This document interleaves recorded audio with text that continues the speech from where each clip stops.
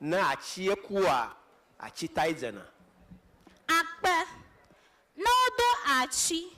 ye achie akalete fiena mi alakple to nkonyenye Deborah mauwe aku asase menyanu fialele alakple gomeje sukwame akpenami Akpenao hoblila atolia Hamaluara la fia nao na drenya gbago magada hamalong togo manami. No do hamalobe na achikua achitaidzena lekena sagome. Medekuku akpede babiata na achito achikai jena medekuema Na achiku achitaidzena na achiekua achitaidzena. akpe no do achi ye achie akalete tana achimo si ha ye okua na ga sechi babako aga toto ga kan na na mama sa gomi ma akpe na mi washi akpe no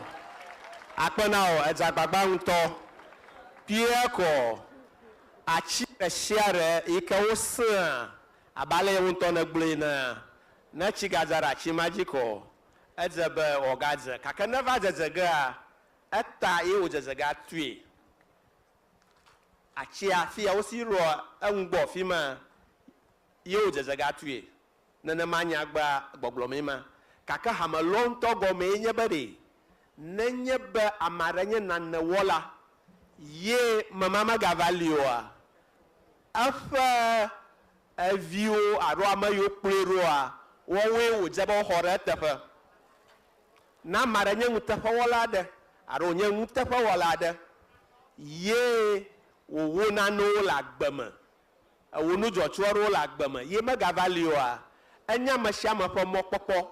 ba amama aviawolo aromayo heranchi aromayo pohla wo domatore na ba hora mama tefe awu ngutefe ma akpenao akpe washi akpe na hoblila atolia